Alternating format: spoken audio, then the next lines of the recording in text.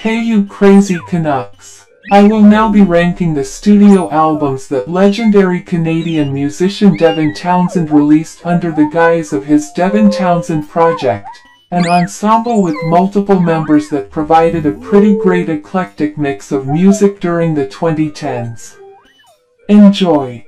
Number 7 is Ghost, the final part of his quadrilogy, that was very much an exploration of his diverse musical palette. It saw him venture into new age ambient acoustic mood music.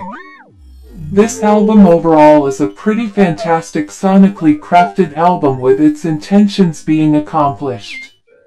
But if I'm getting critical, it's a bit too long and it does meander at times. But at its core, it's very beautiful, with great use of flutes, multi-layered vocals, soft acoustic guitars, dreamy synths and some lovely field recordings. The track I'd recommend is Ghost.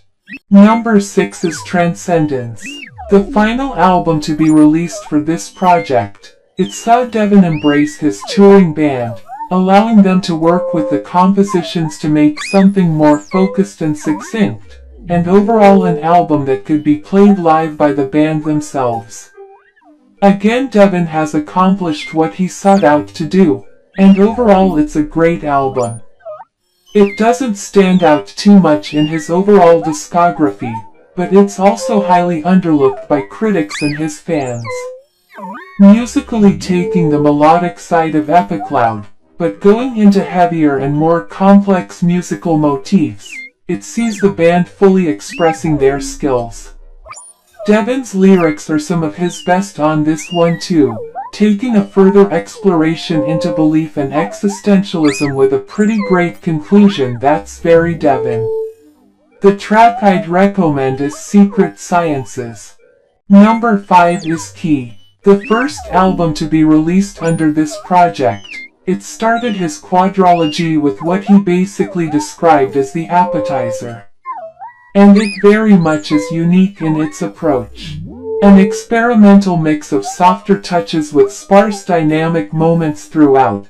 It explores a very wide range of genres, with elements of folk, experimental rock, prog metal, country, bluegrass, but overall it still sounds like what would come out of Devin's brain.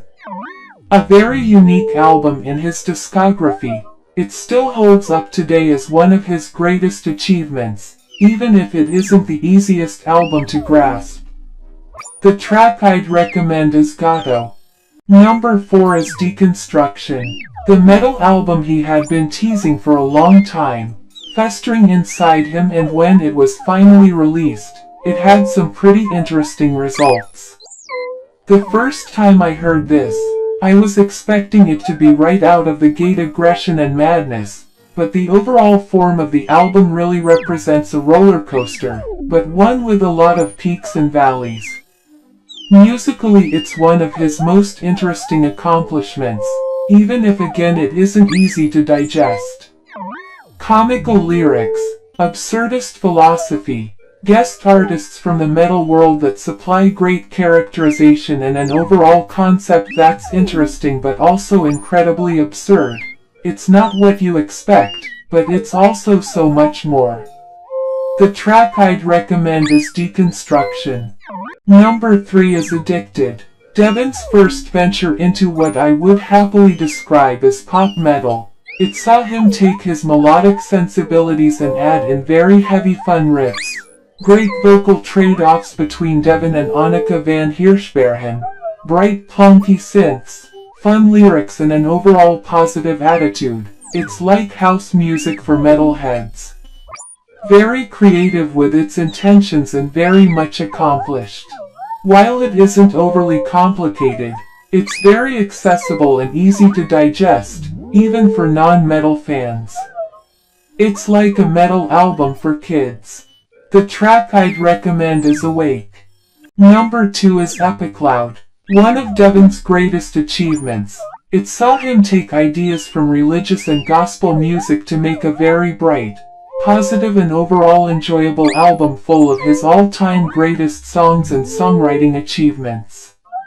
There isn't incredibly complex guitars or prog metal wizardry on this one, but there is an overall Hallelujah atmosphere that is just incredibly infectious, with no boring moments and enough interest and intrigue to keep a listener occupied. Mixed perfectly, it saw him embrace a style that sadly he never returned to, but is still there in the DNA of all of his recent releases. The track I'd recommend is Kingdom. In my opinion, the best album from Devin Townsend Project is Sky Blue. At times I really don't understand Devin's choices when it comes to releasing albums. His Ziltoid follow-up, which he was teasing for a long time, ended up being released with another album. But for some reason, Ziltoid was a bit of a letdown, and this album was one of his greatest releases. An incredibly underlooked album, mainly due to how it was released alongside another album. It contains some of his strongest material, with fantastic songwriting, and a perfect blend of his complex prog metal style with his poppier moments. It also sees him lyrically tackling the themes of grief and death with fantastic metaphors and imagery. Overall, it's one of my favorite albums from Devin and my favorite release from this period in his career. The track I'd recommend is Fallout. Thanks for watching. Recommend me another artist to do this with, or else I'll turn you into a puppet that has pubes for hair.